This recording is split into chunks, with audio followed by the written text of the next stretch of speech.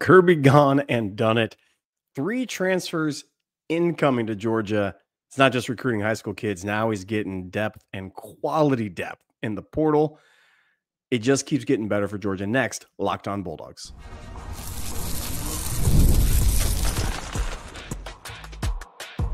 You are Locked On Bulldogs, your daily podcast on the Georgia Bulldogs. Part of the Locked On Podcast Network, your team every day. Welcome back, everybody. This is Locked On Bulldogs, part of the Locked On Podcast Network, your team every single day. I am Clint. Daniel is otherwise notably absent today. That's okay. We'll get back together with him soon. Today's episode brought to you by Game Time. Game Time. Download the Game Time app today. More on them in a second. Thank you for the everydayers who are here, the first listeners, and the loyal third segment listeners. Those of you who are all the way through to the end, we're talking about transfer portal news because it is that type of season. Spring window is full open right now. Tampering has been going on for months and will continue to go on for months and years to come until somebody does something about it. Georgia, notably, however, has a couple of guys hit the portal that are outbound, 3 guys coming in that are inbound, 2 guys going out were indefinitely suspended, weren't going to play, and were told so and got to go elsewhere, which good on them. Go be great. 3 guys coming in. We're going to talk about it because I'm very excited. And you should be very excited as a Georgia Bulldog fan because these 3 guys are at positions A of need, 2 quality depth, not just depth. I'm going to talk about a last year transfer who might be similar to a couple of these guys and might actually be these guys coming in might be actually be better than last year's. Xavier McLeod, I'll give you a little hint right now. Xavier McLeod had insane depth to our defensive line. Now this year we're asking him to step up a bit, but I don't think it's going to have to be as much with a couple of key additions that we got in the portal. I'm going to talk about where they fit within the scheme and why Kirby dipped into the portal and got them over here and why they may be coming back in state or back down south from wherever they were. And it's really important. It's really, really good. Here's just the Midwest sucks. Can I just don't go to the Midwest? It's awful. And 3 of these cats did and said, never mind, let me go on back home. I'm going to talk about each one of them. Josh Horton, Elo Madozi, and Josh McCray. Come on down to Georgia. Running back, defensive lineman, edge. Now I said positions of need.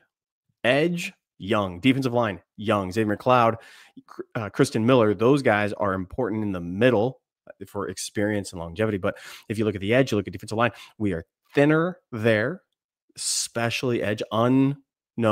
What we're going to do at Elijah Griffin, who talked about possibly needing to step up a lot of ways. We saw Gabe Harris move. There's a lot of movement going on, right? And so for us to get defensive line help, edge help, and running back help, running back hit the portal. Branson, hey, get it, understand? Great. Injury plagued. We needed somebody else because right now we're relying on a freshman who might just be that dude. But having other people who have tried and true tested all the way through at running back position is really good. So those are the 3 positions that we have inbound this week. We said we were going to be buyers in the portal. We said that there are going to be a couple guys that left the program that we're told to. With these buyers, I want to start with probably the biggest notable one, although I think possibly on the defensive side, we're going to see more of an impact. Talk about a transfer portal kid, Josh McCray, coming on in running back for the Fighting Illini out of Alabama, 6'1", 235. Remind you of anybody? Big dude, big bloke. Last year, 609 yards on 5.2 average, 10 touchdowns. A couple of notable, very, very notable games. If you look at how he played against South Carolina, to end the season, 8.8 yards per carry, 2 touchdowns, 114 yards. But you look at the rest of it, the most carries he had in a single game was 16. That was his ceiling, 16 carries, which, by the way, fits exactly what Kirby Smart thinks of running backs. I'm going to talk about what he did and then where he was recruited out of, because it's very notable where he was recruited out of and why he chose to come back to Georgia. 17 carries is the height of what he did against Michigan. 50 yards, 2.9 yards per carry against Michigan. Michigan had a very, very good defense. Illinois had that one touchdown that they got. Probably his best game from a statistical category, the average and the yardage. Minnesota in a losing effort, 7 carries, 72 yards, 10.3 and a tud. South Carolina, like I said, 114, 8.8, 2 touchdowns. He had a 3-touchdown game against Michigan State in November. But I want to talk to you about, so that's what he did last year. That's what he did for the Fighting Illini. I want to talk to you about the recruit coming out of it. 6'1", 207. So he bulked up, added 30 more pounds when he got there, which very, very good. Like that's something that you want to see progress. Here are the schools in which he was pursued by: Arkansas, Kentucky, Ole Miss, South Carolina. Essentially, if you just look at the SEC, everybody, Tennessee, Washington State, we're in it as well.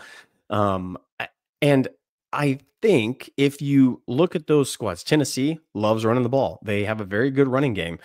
He fit something that they were trying to do at Tennessee. Okay, great. South Carolina, good running backs there. Ole Miss gets this Lane Kiffin moniker of a run and gun. It wasn't run and gun. There's power run there. Kentucky, don't even let me go down that road of how often that Stoops loves running the football, and as well as Arkansas. Illinois, the same exact thing. That conference, that school loves doing it. This kid has toted the rock. He was a 3-star athlete, or a 3-star running back coming out of high school. Enterprise, Alabama, 100th top running back. But if you look at where he is now out of the transfer portal, he was a good get because of his productivity, because of that average. Had a couple of games in which he had a couple of very long runs. Against South Carolina, 60 was the longest run that he had, 60-yard.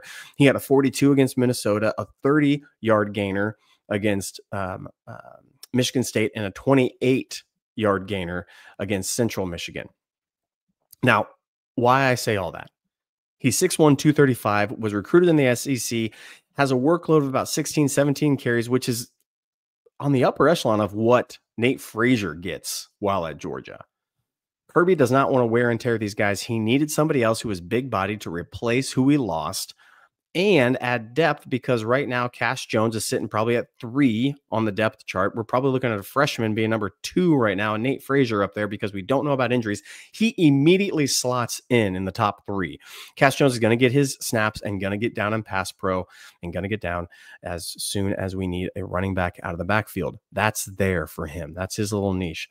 If you look at the rest of them, I know Bo is tearing up spring and did quite a good show, and Daniel and I are very high on him. So even if Bo's 2 and McCray comes in and he's number 3 on this, great, awesome. Another big body guy who can take the load, who's played in a conference in which you get cold in the fall and they run the ball. This was a perfect addition.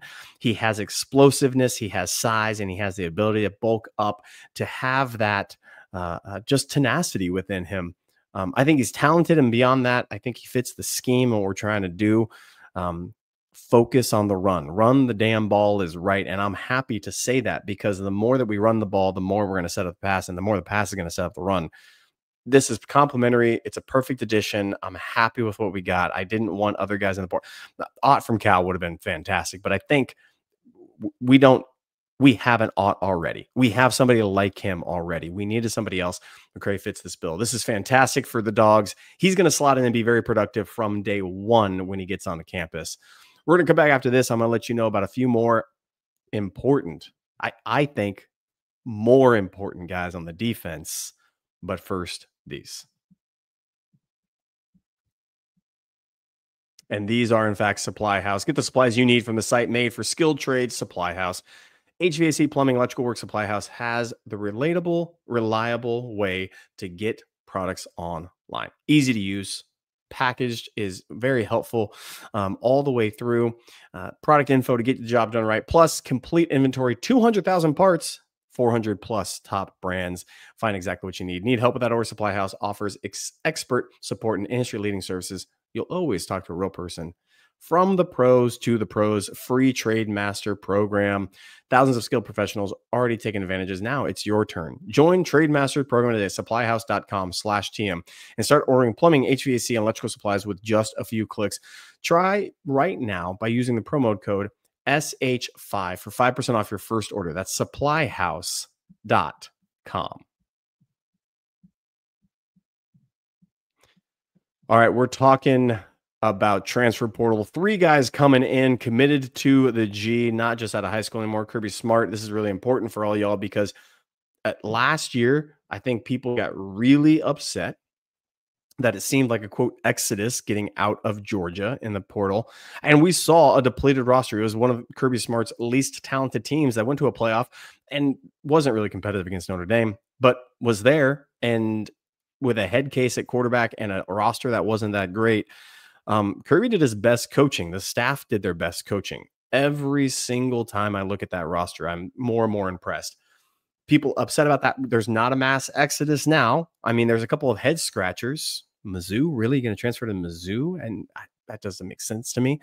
You're going to go to Miami because you can go down to South Beach and get a bag. Great, good for you. But now we have 3 guys coming in, a running back, defensive line, and edge.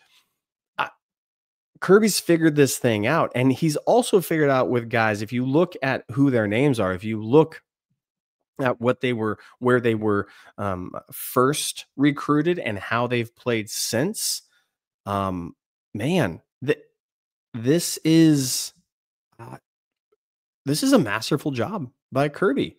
Just straight up, this is a masterful job.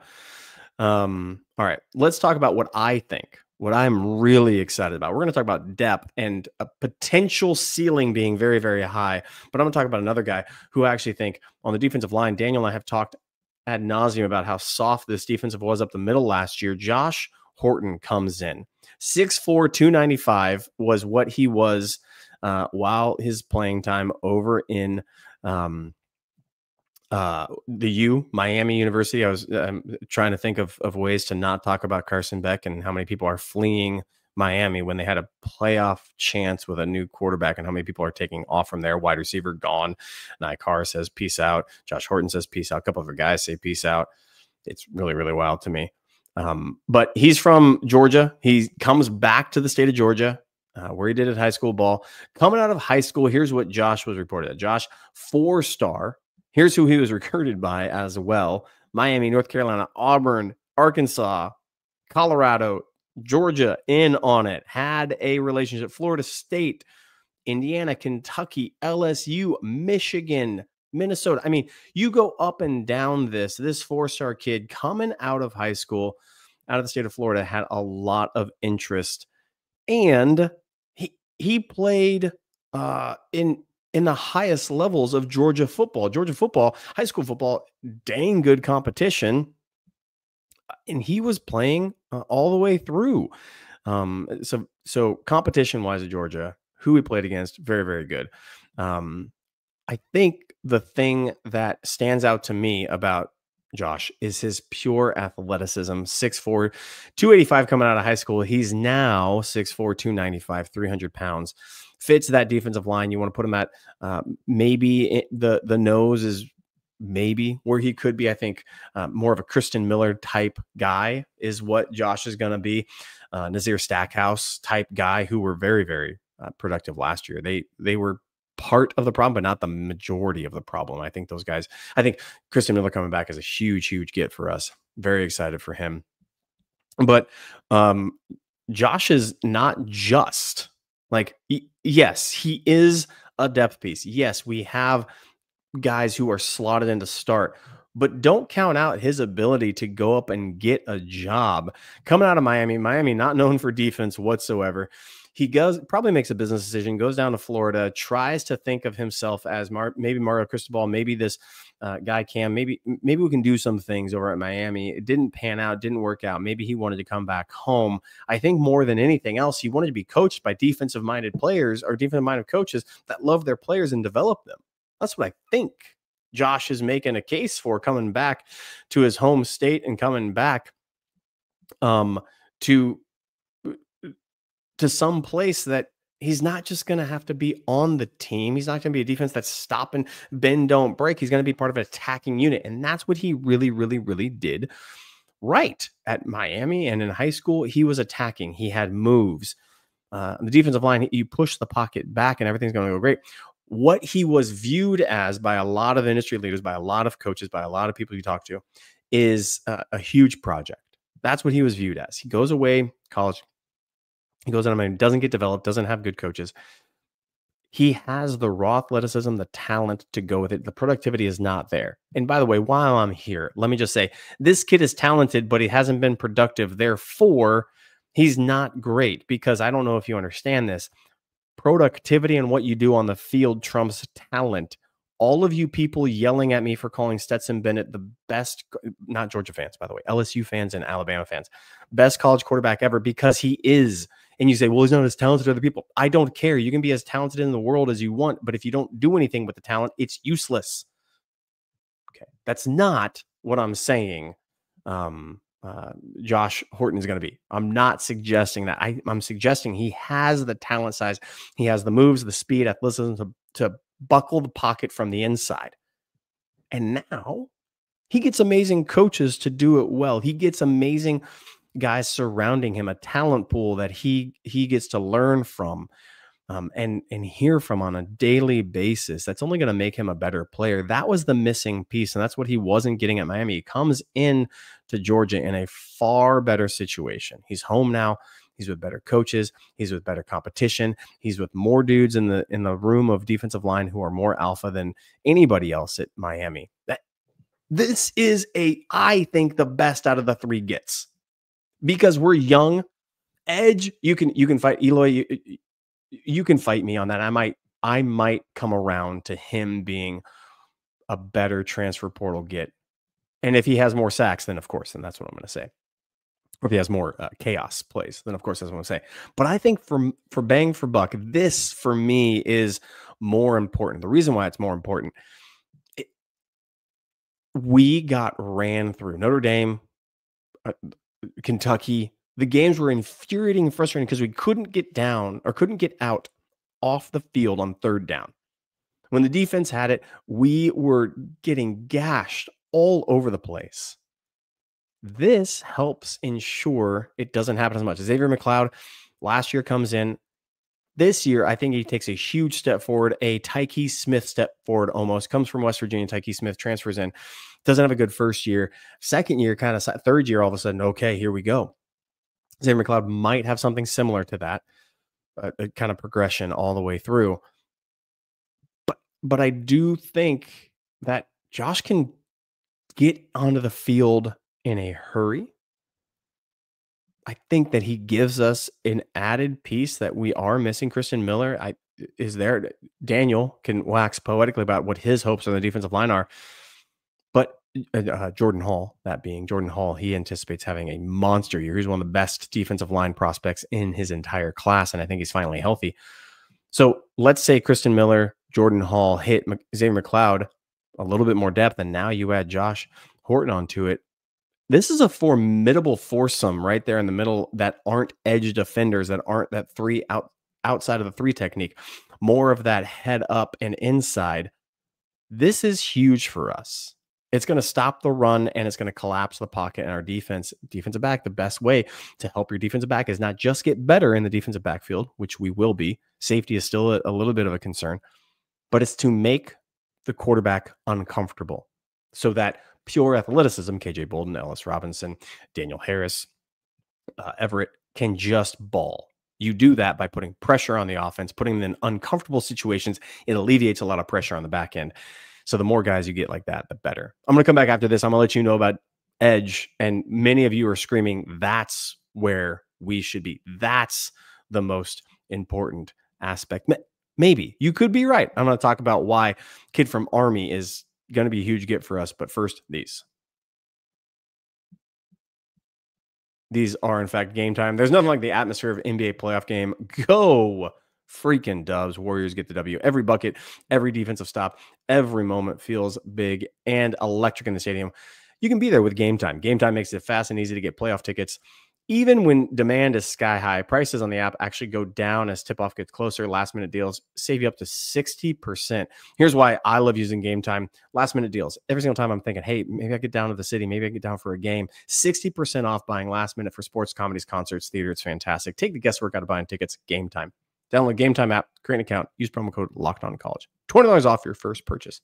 Terms apply. Again, create an account. Redeem code LOCKEDONCollege. $20 off. Download Game Time today. Last minute tickets, lowest price, guaranteed. I've talked about a running back who I'm very, very high on, very, very excited for. We talked about defensive line. Josh Horton comes on in. Eli Mondonzi is coming in as well. Coming from Army, yes, the academies can, in fact, transfer out. You have certain contractual obligations if you graduate from the academy. If they put their energy and effort into it, you do have service obligations that must be waived. But transfer portal is a little different. Will it change? I have no idea. I just have zero clue. Just like anything with the portal, nobody has a stinking idea what's actually happening. Eloy comes over. He's originally from Florida, so comes back to the South. 6'3", 245. This is not the same type of cat as a Jordan Hall, Kristen Miller, even Elijah Griffin, even Isaiah Gibson. Those guys are different than what he brings to the table. He is not a stand-up alone linebacker. He's not going to be the guy that's going to go sideline to side. He's not Justin Williams. He's not Nakobe Dean. He has linebacker on him, but he's edge. Think of edge. Think of, and I'm not saying this as a bad thing, but I watch his game. He does have more room to get better than in the pass rush, because I think actually pass rush he probably eclipses. I think pass rush is likely his best attribute he brings. But Chaz Chambliss was a guy, Nolan Smith. The reason why they were so good at what they did, and Chaz really impressed me last year. I thought he was going to be just bad, buckets bad. Nolan Smith didn't have the career sack totals, but he is now tearing up the league because he was able to set the edge against the run. Chaz Chambliss, same thing, set the edge against the run. Getting off that edge and getting up and getting pressure on the outside shoulder of the tackle into the quarterback, that was a little difficult for Chaz, admittedly. Eli comes over, and if you look at his stats, you look at how he played. Again, he's playing at Army, so the competition he's playing against is Louisiana Tech, the other service academies, Navy, Air Force. He did play against Notre Dame, got 4 tackles or 3 tackles in that game. A couple sacks on the season, 6.5. 2 of them came against UAB, 1 against Temple, 1.5 against Air Force, and then Navy and Tulane as well. So the competition, which he got the sacks a little lower, he did not register a sack against Notre Dame. UTSA, very, very quiet on that front. Louisiana Tech, he was playing against competition that wasn't great. He's playing now in the SEC, Georgia, against competition that's sky high comparatively. He was not, just full disclosure, coming out of high school, coming out of Florida, this cat was not at all anybody that was being projected to go any notable schools. Okay. So just straight up, let's just get that out right now. What's wild to me about his now transfer porting recruital, right? So coming out of high school, 6'3", 185, playing edge. This shows me this guy was just pure athleticism playing at 195, 6'3" on the edge.